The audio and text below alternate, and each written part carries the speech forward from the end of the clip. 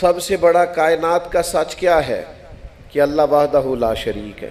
یہ کائنات کی سب سے بڑی صداقت ہے، سب سے بڑی حقیقت ہے، سب سے بڑا کائنات کا یہ ضابطہ ہے کہ اس مخلوق کا خالق، مالک، رازق اللہ ہے۔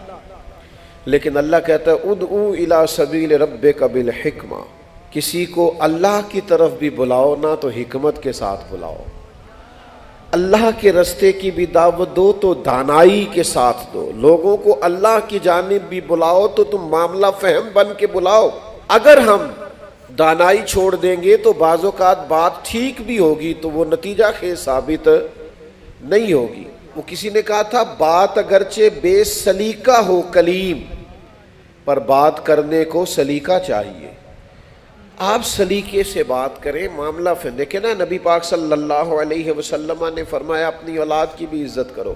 حضور کے مناسب میں سے ہے دانائی سکھانا، اپنی اولاد کو بھی اکرام سے پکارو، آپ ان کا نام بھی اچھے لہجے سے پکاریں، ان کے لیے بھی آپ کے لب و لہجے میں مٹھاس ہونی چاہیے۔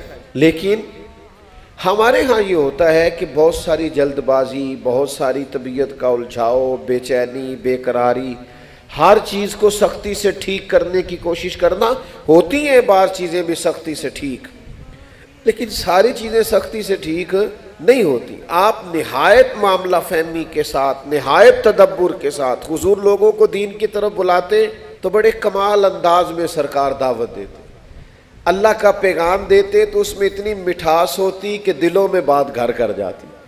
کچھ لوگ کہتے ہیں جی، وہ ان کا اپنا فلسفہ ہے، کہتے ہیں جی میں چونکہ سچا ہوں اس لیے کڑوا ہوں، میں چونکہ سچ بولتا ہوں تو سچ کڑوا ہوتا ہے تو لہذا اس لیے میں لوگوں کو اچھا نہیں لگتا۔ تو میں ان سے کہا کرتا ہوں بھائی سچ نہیں کڑوا، آپ کا لہجہ کڑوا ہے۔ کائنات میں سب سے زیادہ سچ مدینے والے محبوب نے بولا ہے، اور اتنا میٹھا کر کے بولا ہے، اتنا پیارا کر کے بولا ہے کہ حضور سچ بولتے جاتے تھے اور سچ دلوں میں اترتا چلا جاتا تھا۔ سچ بولیں لیکن خوبصورتی سے، لیکن محبت سے، لیکن دانائی سے۔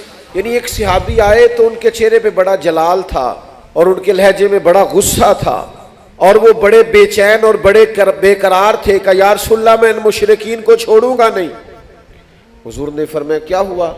یا رسول اللہ وہ آپ کا نام بگاڑ کے لیتے ہیں، وہ بگاڑ کے نام لیتے ہیں اس لیے کہ وہ کہتے ہیں اگر ہم محمد مان لیں تو محمد صلی اللہ تعالی علیہ وسلم کا تو مان ہے جس کی بار بار تعریف کی جائے، تو وہ نام بگاڑ کے لیتے ہیں، اور نام بگاڑ کے آپ کو برا بھلا کہتے ہیں۔ تو سرکار مسکرائے، فرمایا پتہ نہیں وہ کس کو برا بھلا کہتے ہیں، پتہ نہیں وہ کس کا نام بگاڑتے ہیں، مجھے تو اللہ نے محمد بنا کے بھیجا ہے۔ حدود تائر سرا حضور جانتے ہیں، حدود تائر سرا حضور جانتے ہیں، کہاں ہے عرش معلا حضور جانتے ہیں، کہاں ہے عرش معلا حضور جانتے ہیں، انہیں خبر کہیں سے پڑھو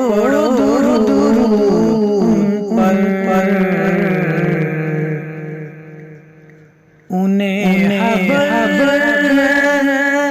کہیں سے پڑھو درود ان پر، تمام دہر کا نقشہ حضور جانتے